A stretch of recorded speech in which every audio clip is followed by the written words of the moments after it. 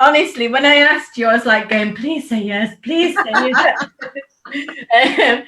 Because for those that are watching this right now, I've known Rosalyn now. It's not been long, has it? It's not been very long, is it? Oh, a year and a half or something, maybe? Yeah, I don't know, yeah. Something like that. Yeah. But tell you what, when I first met you, I just felt like something just really clicked. And it was just so lovely just chatting with you. It was a Mibber as well, Mibber Newark. That's right. So, yeah. And it was just so nice. And we decided that we would meet up and go for a walk. Bit of a walk. A bit of a walk. A bit of a walk. When the starting point was a pub car park, I was actually quite optimistic. You know, we're going to have a bit of a walk, bit of a lunch. Oh, this will be nice. It was not a very nice day, but all the same. And then what happened, Trina? I think we ended up walking for about 3 hours or so. In the rain. In the rain, through the mud. Through the mud. Beautifulest conversations, didn't we? Yeah, we did. And we didn't let it worry us. It was so funny because, you know, we got lost, basically. Exactly. But it was just lovely. It was really special. But it's so lovely to have you here. Thank you. And your work is like just phenomenal. I mean, I've got to read it because. Oh, can I sip my coffee while you're reading it? Okay. Yeah, you can have coffee. I love the cup as well. I like that. It's actually my partner's. It says his lordship. Actually, don't tell him I'm using his mug. No one will say anything. Our secret. So Rosalyn Palmer is an emotional wellbeing expert with a private practice and is an advanced rapid transformational hypnotherapist, so RTT for those who have actually heard of it. Clinical hypnotherapist, excuse my kid, an award-winning coach as well. I'm not expecting these things to happen. I am a mother, but mine are a bit older, so it's okay. Sometimes you just try and get these done, but it's best to show up, innit? It's best to show up. Yeah. So you co-host the radio show Girls Around Town, which is fabulous with Claire Clements and June Rowlands. Yes. Beautiful. And monthly newspaper column focusing on wellbeing issues as well. Sorry, I'm having a time delay as well, so bear with me on this one.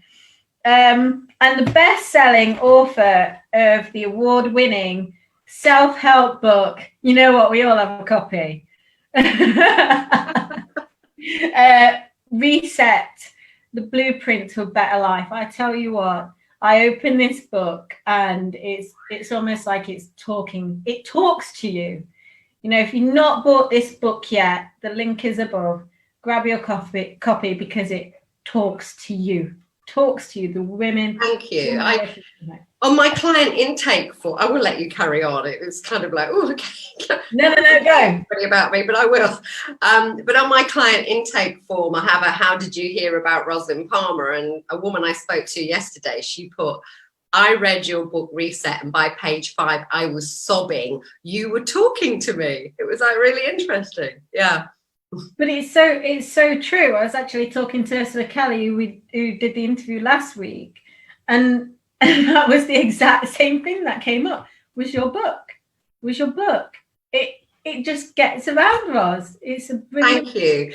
Well, you know what? Sorry. Have finished with all the buff? I can tell people later. I mean, there's 3 more books, and we can talk about that in a minute. But there's a great saying, isn't there, about, you know, there's a time for all things and a season for all things. And I couldn't have written that book before a few years ago. I had to come through everything. I had to make sense of everything. I had to then train to help others and bring that compassion and empathy and understanding. I had to gain deeper insight into why maybe my life had looked a bit like a car crash at times, and also my life had looked amazing at times, but I didn't feel like that at all. And that just settled on me a few years ago, to the point where I started to show up and speak at events And every single person said, you should write a book. And I was like, okay, I will. And I do write well. I've written for a career for 30 years, really. But it's about finding your authentic voice. And the biggest compliment is what you've just given me about that book, when you say it's like I'm talking to you, because I only found that authentic voice a few years ago. Does that make sense? Yeah, absolutely. Absolutely. It does. It makes total sense. And you know what? I actually want to come to that. What does authentic self mean to you?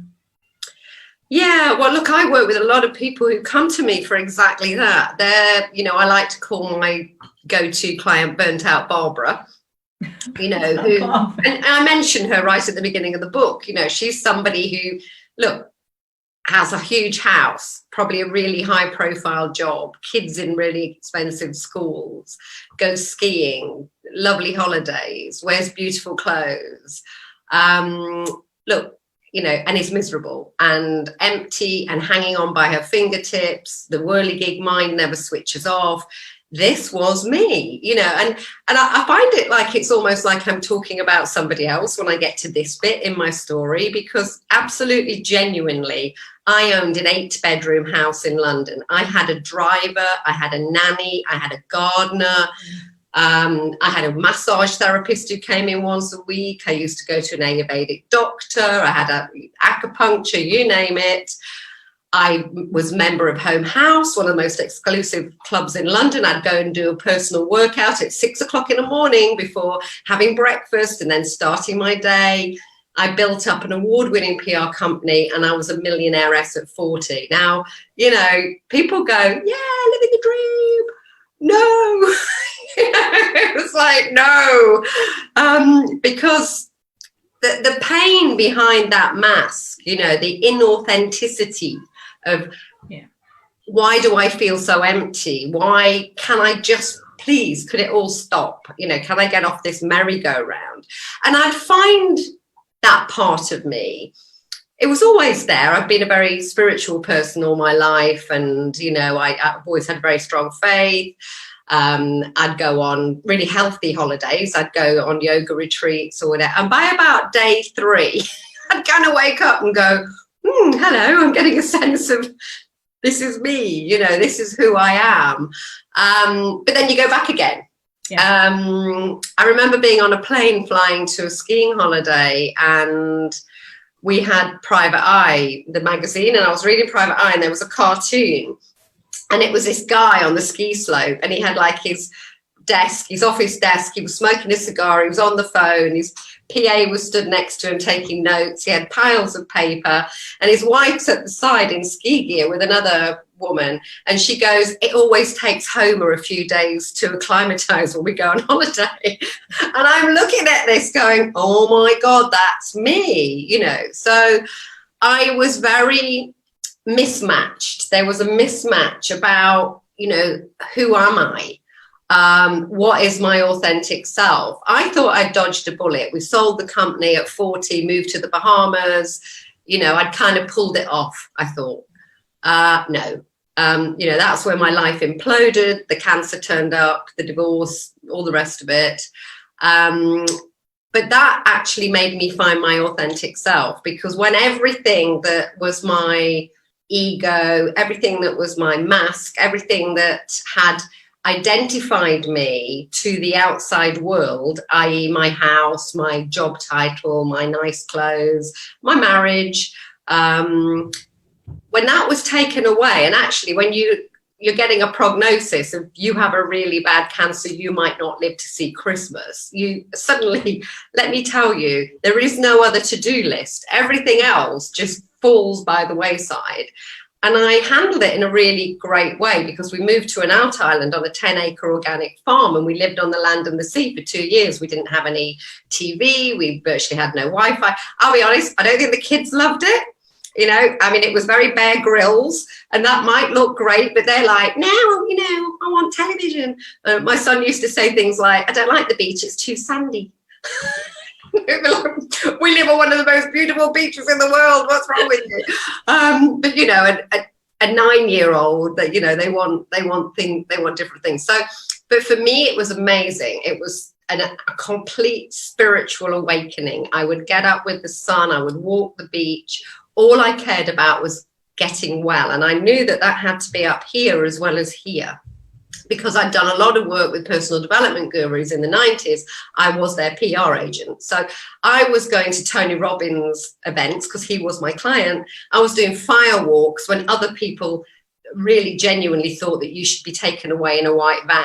You know? I mean, you know, in the early 90s, this stuff, yeah, you know, I was into macrobiotic food. I was a vegetarian, you know, I was going on sweat lodges. I was going in flotation tanks. I was, you know, people thought, okay, you know, ooh, lovely. You know, so it was really out there in the early 90s, but thank God I was steeped in those worlds. So I always had that understanding that I've got to have this and this absolutely integrated. I'd trained in NLP in the 90s. I even trained in hypnotherapy with Paul McKenna. But I didn't go into private practice because clearly I'm running, you know, a massive PR company. And then I came back to England from the big ta-da as a single, unemployed, homeless mother, broke pretty much, coming through cancer, just in time to bury my mum who died from cancer and look after my dad because he'd had a stroke. You know, and I was angry at that time. That was my God, thank you, you know, because I kind of got this Zen thing, and then suddenly even the Zen thing, because all the time I was like, well, at least I've got all that money in the bank, you know, I love my parents, that's great, you know, we'll come through this. And then all of that was taken away. So in a way it was quite cruel. I was very angry with God, I'll be honest with you. But, you know, really, where'd you go from there? So, you know, I had to go within. So this was a very long answer to you asking me, where do you find your authentic self? So I found my authentic self through that baptism of fire, if you like, through 18 months of challenge. I don't call it 18 months of hell because there were times, certainly on that farm in Eleuthera, and Eleuthera means freedom in Greek, in the Bahamas, when I was really happy with the world. I just sit and watch clouds, and I learned to paint. I found out who I was, and I remembered who I was. That's probably more important, because I've been in PR for years, you know, and I'm good at turning up and being suited and booted and all the rest of it, and I enjoy it, don't get me wrong, but that's not who I am, because I did an English literature degree. And when you do that, you spend 3 years in really horrible accommodation in really terrible places, reading books. You know, this is not the degree of an extrovert, you know, reading metaphysical poetry and deconstructing it and understanding metaphor and imagery and really digging deep for 3 years is not the degree of an extrovert. And so actually I am an extroverted introvert. I know how to do that, but I'm actually a very, very deep thinker. I'm a deep thinker. I'm Socratic. I feel things very deeply. I'm an empath, you know, all of these things I kind of had to put to one side when I was running the PR company and being that person. And now I've integrated all of who I am and what I love, and created a life of balance. Look, I don't always get it right. You know, I talked about being a weeble. Weebles wobble, but they don't fall down. Yeah. Look, and I wobble. I had a really terrible day yesterday. The dog's ill, the sheep died. I had some really horrible emails. I'm not feeling 100% because I think I've probably had the we don't talk about it word. You know, I did not have a great day, but the ballast at the bottom of the weeble, you know, because of those toys that are weighed down. My ballast is so heavy now, so good, that I wobble, but I come right back up again really quickly. So that for me is being authentic. I know I'm lots of things, like all women, like all human beings.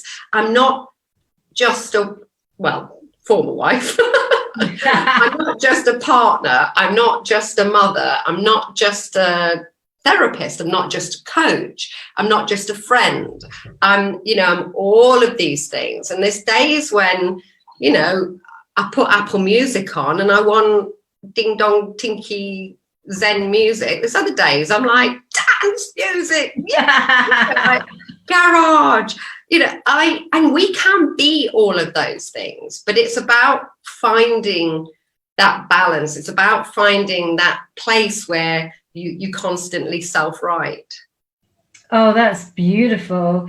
That is so beautiful. I always feel like, you mentioned before, sorry for talking so long. And the thing is, you don't need to feel sorry, because I feel that by doing these interviews, that someone's going to hear this and they're going to truly resonate with what you just said.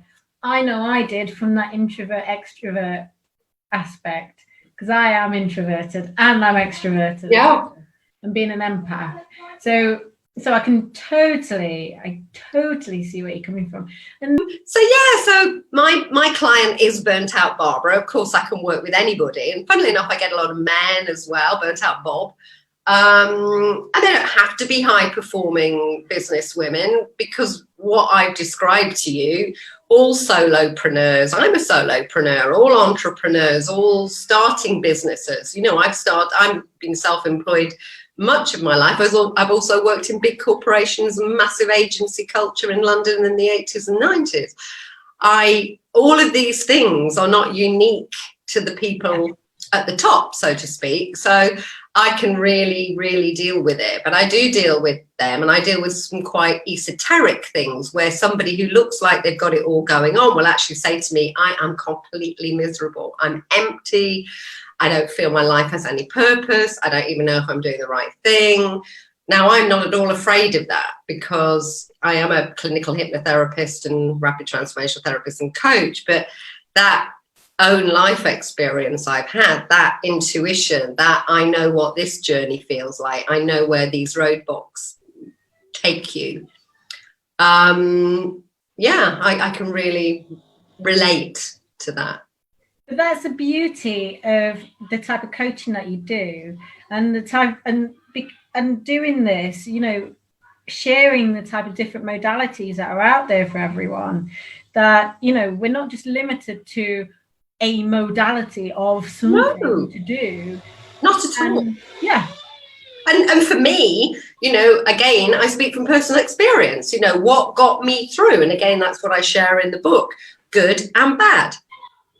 And you don't even know you're doing the bad. You kind of switch off to it. I'm doing lots of really good stuff to keep me well. Yeah, I go to the gym every day. I'm vegetarian. And I eat dairy. I have massage every week. I go to my Ayurvedic doctor. I have acupuncture. Oh my goodness, am I doing all the right things? You sort of don't notice the 2 bottles of Chardonnay every day, and and the fact that you're actually bulimic.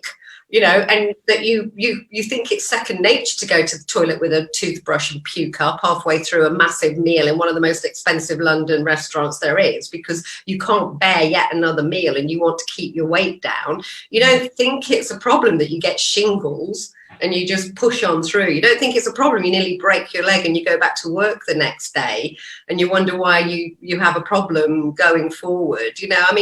So even a self-evolved, self-actualized, committed to their well-being person, and I was that person in the 90s, because I'm working for all these gurus and I'm doing all these things and I had to do it.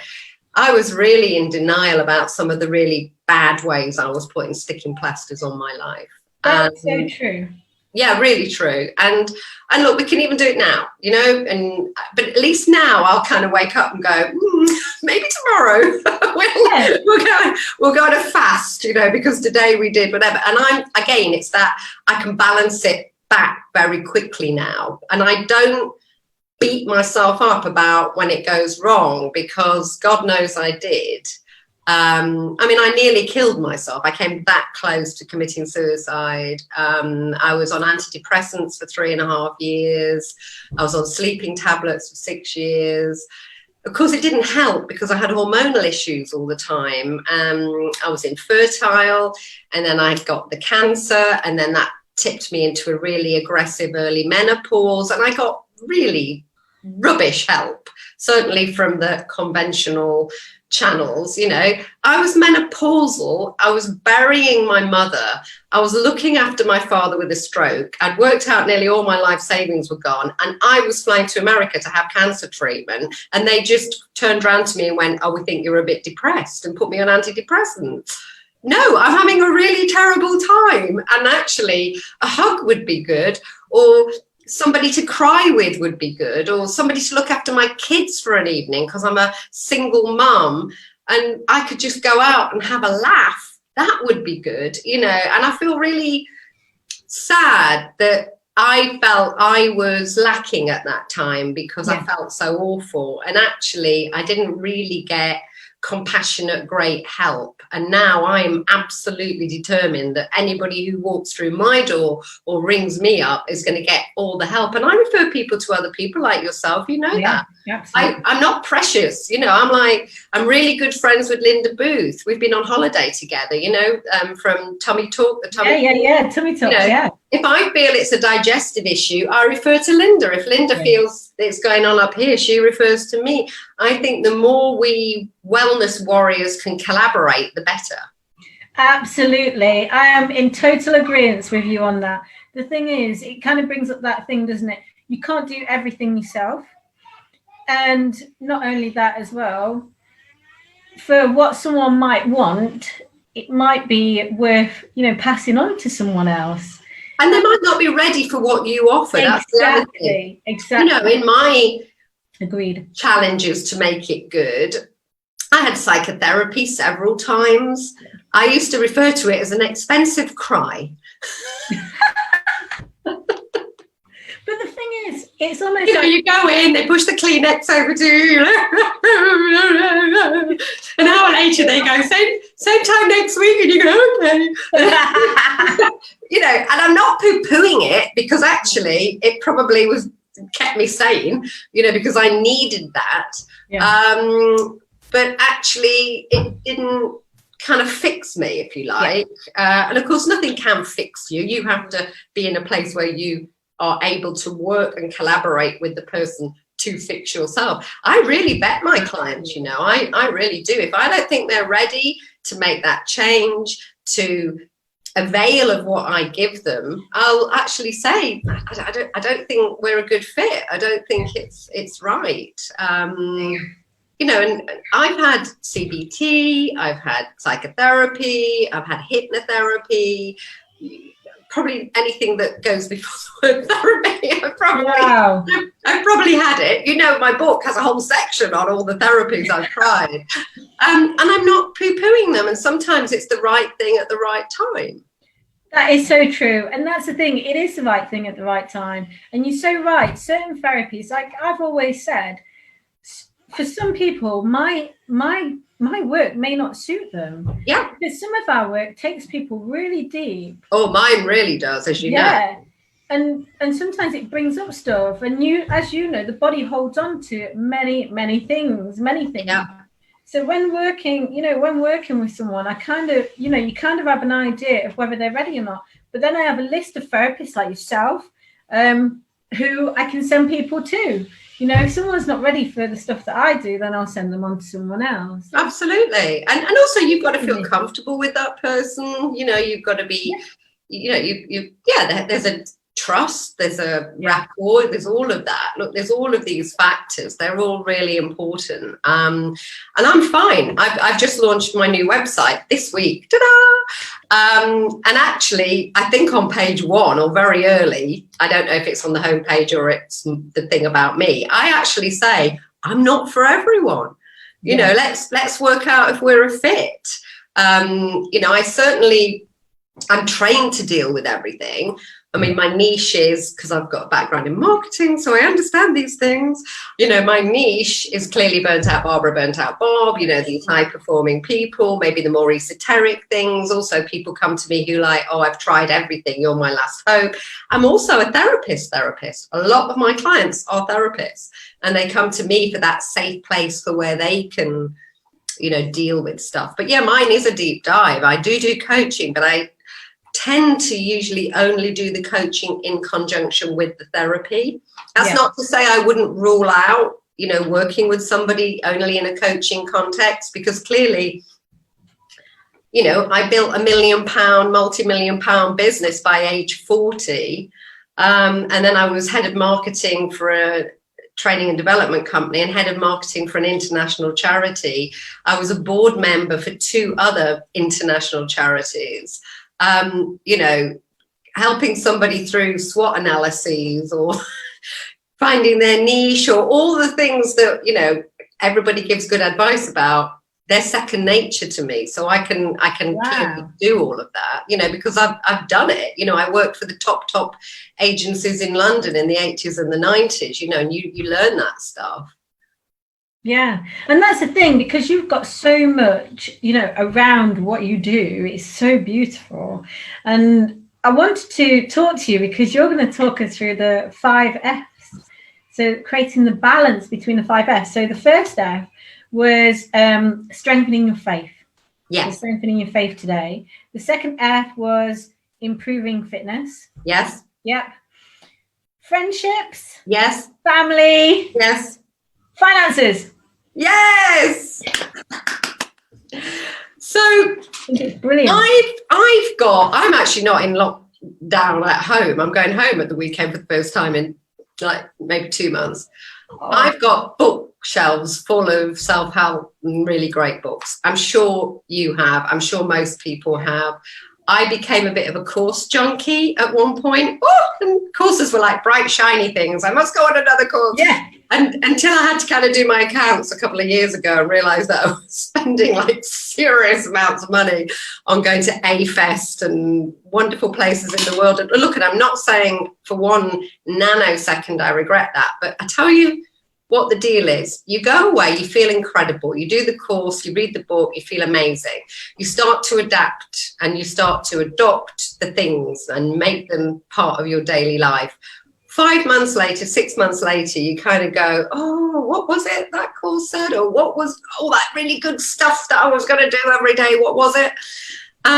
So I'm very good, because of my background, at taking quite complex things and making them simple. So I realized that you need something that you can literally check in with every day that keeps you on course. And that's the 5 F's, because you have a hand, you've got 5 fingers, technically 4 of them, but let's not argue. You've got 5 fingers and they all start with the fingers. So you've got 5 F's. Now this creates balance. That's like a really weird table with 5 legs. It's very, very, very, very stable. And when tables fall over, it's when, you know, one of the legs go. And when you get disease, when you get I'm not my authentic self, when you get disconnect, which all cause massive either psychological or physical pain, is when you are out of kilter with those 5 F's. So the 5 F's are faith, it doesn't matter the order, but faith, fitness, friends, family, and finance. And here's an example. John Paul Getty, oh yeah, really rich, he had finance, he didn't have any faith in anything apart from maybe money. His family hated him, they were all suing him, he had no friends, and he was not a healthy man, either in mind or body. 1 F, you know, this is not a stable table. No. Mother Teresa, faith, I think they're going to make her a saint. Yeah. You know, fitness, she lived to be about 100, and, you know, she everything was going on right to the end. Friends and family, basically the sisterhood, everybody she was connected with. Finance, you could argue she took a vow of poverty, but she channeled money through her. Wow, what a wealthy woman, what a balanced, wealthy woman. So this is the thing. So faith, what do I have faith in? I have an actual faith. I'll be honest, it's changed over the years. You know, I had a very strong Christian faith, then I rejected it, then I was very New Age, then I kind of toyed with Buddhism, then I was like, woo, up the mountain, and then I came back to Christianity, and now it's some sort of my own special amalgam. But look, here's the deal. I believe in something bigger than ourselves. I believe there's a great intelligence in the universe or something, and I see that being as being very good. I have faith in nature, faith in the world, you know, so I have a strong faith. Yeah. I have faith in myself as well. So look, it can be whatever it means to you. Friends, I am very blessed. Here's my blessing. I've lived all over the world. I've lived in London. I grew up in Nottingham. I lived in London for 20 years. I lived in the Bahamas. I've lived all over. I've moved. I always make friends, because to have friends, you have to be a friend and you have to connect. Yeah. And, you know, show up, and like you and I, go for 3-hour walks. 3 hours. In the rain, and come back with a friendship, because you've talked about a lot of really important things. Friends are really important, so are family, and by that I don't necessarily mean your actual family, because trust me, there's some people who come to me for therapy and I see their intake forms. Seriously, if I was to say to them, you know what you need to do is really make friends with your family, they go, we're done, you know, I'm out of here. Did you not see what my father did to me? You know, I mean, so family, again, it's your tribe. Okay, so if it can't be your, you know, birth family, or even the family you create or co-create with a partner and children, it could be your tribe, because we are connected human beings. Our number one need as primeval reptilian brain, amygdala, survival of the species, is connection. The worst thing you can do to somebody is exile, solitary confinement if they're already in prison, cut off, you know, it's rejection is our primeval fear. So connection is key. Yeah. You know, Portugal, they decriminalized drugs, and there's a fantastic YouTube video from a guy saying everything you think you know about addiction is wrong, and his basic thing is it's about connection. It's about lack of connection or connection, and when you get people connected again, things like addiction to drugs, you know, can really fall by the wayside. And of course, in the times we've been going through with isolation and COVID, that's been really hard. And I'm actually quite outraged about the fact that people are having to have funerals without being able to go to their family. I'm actually outraged by it, because connection, respect for the dead, all those things are really important. So family, friends, and then finance and money is good. Hey, everybody, I was head of marketing for a charity, the leprosy mission, helping the most marginalized, persecuted, awfully situation people in the world. I've been to the slums of Africa and India. I've been to tribal communities in Myanmar, Burma. These people with no hands and can't earn a living, shunned by everybody. They get the worst deal in the world. In India, they're below the untouchables, okay? You know, so without donations from donors, we wouldn't be able to help those people. So money is a force for good. Pay it forward. It's an energy. Stop your blocks. And if anybody wants to stop their money blocks, I'm your gal, okay? Because I have no problem with that whatsoever. And I've got some amazing testimonials from people who've tripled their income within months of having one session with me, because I see money as good. I see money with the good it can do.